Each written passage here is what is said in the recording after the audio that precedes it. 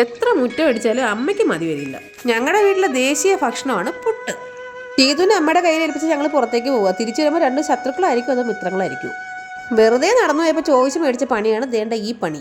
പൂവിന്റെ പ്രാക്കാണോ ഇനി അതിനകത്തോണ്ടിരുന്ന വണ്ട് എന്റെ മൂക്കിനുള്ളിൽ കയറിപ്പോയോ? തുമ്മി എന്റെ ഇടപാട് തീർന്നു. വെട്ടാൻ പോയപ്പോൾ ചേട്ടൻ്റെ ഒരു ചോദ്യം എങ്ങനെ വെട്ടണമെന്ന്. ഞാൻ പറഞ്ഞു എങ്ങനെ വെട്ടിയാലും കുഴപ്പമില്ല, തല എവിടെ ഉണ്ടായിരുന്നാൽ മതി എന്ന് പറഞ്ഞു. ഏത് സ്റ്റൈലാണെങ്കിലും സംഗതി കൊള്ളാം.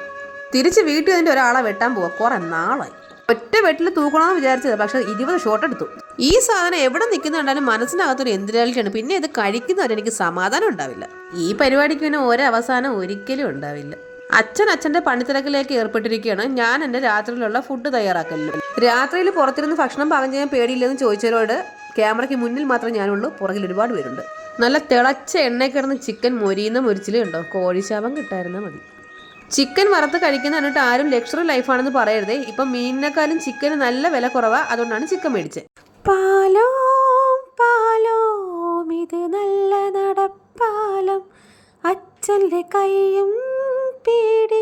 ഞാൻ പാട്ട് പാടി തുടങ്ങിയപ്പോഴേ മൂലമറ്റം പവർ സ്റ്റേഷൻ വരെ അടിച്ചു പോയി. അപ്പോൾ ചാനൽ എല്ലാവരും സബ്സ്ക്രൈബ് ചെയ്യണേ.